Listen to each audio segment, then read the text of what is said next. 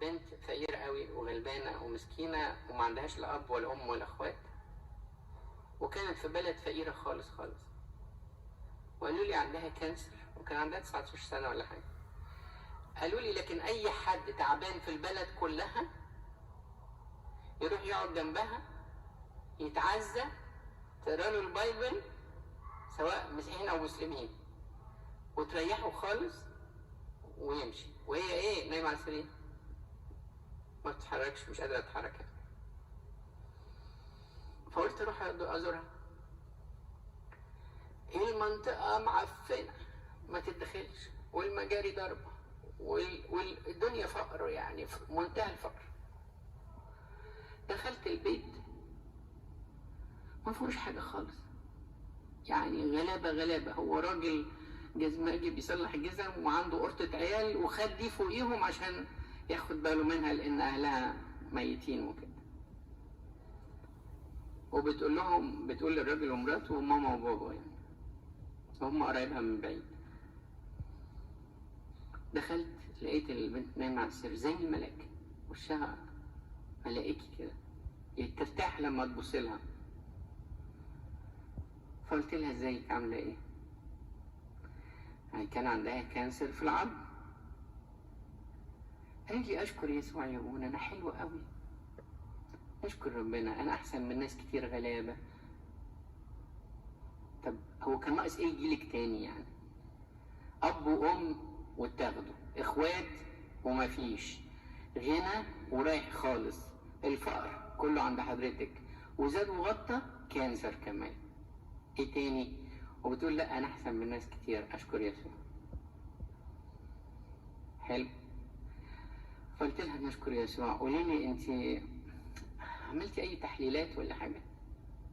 قالت لي من سنتين يا ابونا. قلت لها لا يا حبيبي، الكانسر ده محتاج كل شويه تعملي تحليلات. فقالت لي يا ابونا احنا غلابه قوي عشان ياخدوني ويودوني للدكاتره، ما يقدروش، ابويا وامي اللي هم الناس اللي هي عايشه معاهم. فانا رحت واخدها وعامل لها تحليلات وموديها للدكتور ومطمن عليها، ورجعتها تاني وقلت للدكتور اديني التحليلات ونشوف نعمل لها ايه، واذا كانت محتاجه اي علاج انا هعمله. رحت للدكتور بعدها بيومين 3 بوريله نتائج التحليلات، محسن مرسوم باين ولا ايه. راح قال لي ابونا الاخت دي المفروض كانت تموت من سنة ونص، انا مش عارف ازاي عايشة لغاية دلوقتي، وملهاش علاج، والكانسر ما سابش حتة في جسمها لا من فوق ولا من تحت، كله منتشر في كله، عظم ولحم. فربنا يكون في عونها. خد المطاطة دي، اداني حاجة كده مطاطة صغيرة، قال لي حطها بين سنانها عشان هي ممكن من الألم وهي مش واخدة بالها تقطع لسانها من كتر الألم، واديها أقوى مورفين ممكن، وأنا هكتب لك عليه أقوى مورفين، يعني ده مش هيخفف الألم إلا شوية بس. خدت المطاطة ورحت يعني هديها الرابر زي يعني. فقلت لها ازيك يا امل عامله ايه النهارده؟ قالت الحمد لله يا ابونا. قلت لها قولي لي الالم اللي بيجيلك شديد شويه ولا بيجي ازاي يعني؟ قالت لي الم ايه؟ قلت لها الالم يعني فين الالم؟ قالت لي ساعات بيجيلي صداع وباخد له اسبرين بيخف. قلت لها صداع ايه يا بنتي؟ انا بتكلم على ريال بين، كانسر بين، يعني حاجة بتصرخي يعني من الألم. قالت لا نشكر يسوع ما عنديش حاجة ابونا انا كويسة. رحت حاطط المطاطة في جيبي وساكت، ما عندهاش ألم خالص، يعني يسوع شايل منها الألم تماما. قلت لها طب كويس، بقول لك ايه، انت لسه صغيرة، مش انت كنت بتخدمي في أبانوب، كنت شهيد أبانوب؟ قالت لي ايوه يا سوونا. قلت لها طب ما تروحيش ليه عند القديس أبانوب، يمكن يعمل معجزة ويشفيك يا حبيبي. راحت قالت لي يا ابونا عشان يشيلوني بالعربية وودوني تكلفة كبيرة، هم عملوها مرة وما قدروش يعملوها تاني، وانا مقدرة ومش عاوزة اتعبهم. قلت لها يا، قالت لي وابانوب كمان عارف كده فهو اللي بيجي. قلت لها نعم، انا بتكلم على شهيد ابانوب مش واحد صاحبكم اسمه ابانوب. قالت لي ايوه، انا ما بتكلم على شهيد ابانوب، هو عارف ان انا ما اقدرش اروح لان احنا فقراء فهو اللي بيجي. قلت لها بيجي فين؟ قالت لي بيجي هنا في البيت، حتى اسال امي. رحت جايب فلانه الست الكبيره دي، يا ام فلان. قالت لي ايوه تسابونا. قلت لها امل بتقول ان ابانوب بيجي عندكم البيت. قالت لي انا عارفه يا تسابونا، واد حلو امور كده عنده يجي 10 11 سنه، تلاقيه ماشي في البيت على طول، وساعات تلاقيه واقف جنب امل وهي بتصلي. واد حلو امور يمشي في البيت؟ قالت لي قلت لها طب وانتوا لما بتشوفوني بتعملي ايه؟ قالت لي مش احنا سالناك يا ابونا في الكنيسه، قلنا لك لما يكون في واحد غريب بيمشي في البيت نعمل ايه؟ قلت ترشموا الصليب. قلت لها غريب مش ابانوب. لكن اتس اوكي، هو لما بترشم الصليب يعني؟ قالت لي برشم الصليب. قلت لها لما ترشم الصليب هو بيعمل ايه؟ قالت لي بيرشم الصليب هو كمان ويبتسم ويختفي. يا في حد تاني بيشوفه؟ قالت لي العيال بيشوفوا ابانوب؟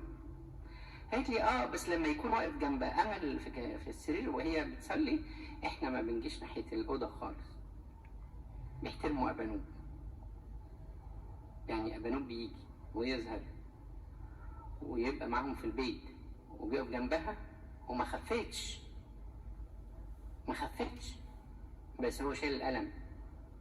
احنا كلنا مخنا متشقلب شمال، اول ما نبقى عيانين نقول لربنا اشفينا، مش نقول له استخدمنا يا رب، مش نقول له شوف ارادتك ايه يا رب فينا، لا نقول له اشفينا واعمل معجزه اشفينا. طب اهي معجزه حاصله ان الراجل ابانوب الشهيد ابانوب بيظهر في البيت ومعها على طول، لكن المعجزه مش هي شفاء البنت، مش هو ده اللي هو عاوزه، مش هو ده اللي ربنا عاوزه. وفضلت البنت دي سنه كمان، انا كنت بشوفها بزورها وهي في نفس الحاله ونفس الجمال الروحي ده. وجت في الليله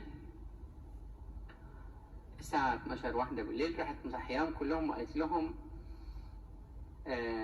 الست العذراء جات لي وقالت لي انها تعدي عليا بعد نص ساعة، وقالت لي ان انا ادهن نفسي بالزيت، فممكن تجيبوا لي الزيت؟ طبعا ازازة زيت صغيرة البيت كله بيدور عليها، بتاعت زيت ماري جرجس. فالبيت كله عمال يدور على الازازه ما لقوهاش، راحوا مصحين الجيران اللي جنبهم والجيران اللي شمالهم واللي يمينهم دوروا على ازازه زيت العذراء قالت لامل كذا كذا. فراحوا هو بس ربنا عمل كده عشان كل الناس تيجي، فكل الجيران دول جم عشان يشوفوا المعجزه وجابوا لها الزيت، دهنت نفسها. وبعد نص ساعه من ساعه ما هي قالت، البنت امل دي وشها نور قوي كده وبصت لفوق وكان بيتكلم العذراء. قالت لها ايوه يا ستي يا عذراء، ايوه دهنت كل جسمي، اجي؟ حاضر. وطلعت في سلام السما فوق، ما شافتهاش خدتها. ومين اللي جت تاخدها؟ الملكه، مش اي حد. يعني ممكن حد يبقى في قصر كبير قوي وما يوصلش للليفل ده، ان الست العذراء الملكة تيجي تستقبل روحها.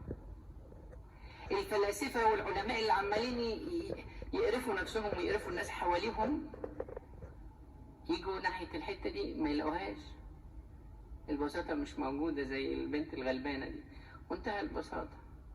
تقرا الكتاب المقدس بتقول له خدني عندك يا يسوع، وعمالة تقول لي انا خاطية وشريرة. انا مش عارف خاطية وشريرة ايه وهي قاعدة نايمة في السرير ما بتعملش حاجة خالص، بس هو روح التوبة فيها يعني. فالملكة الست العذراء بتيجي للناس اللي هم الليفل العالي شوية، يعني عالي قوي. فكل واحد حسب الليفل بتاعه، حسب مستواه الروحي، حد زيه كده هيجي يستقبله. طبعا كلنا بنقول يا رب ان شاء الله تبعت لي اصغر ملاك في السماء كلها واقل قديس في السماء كلها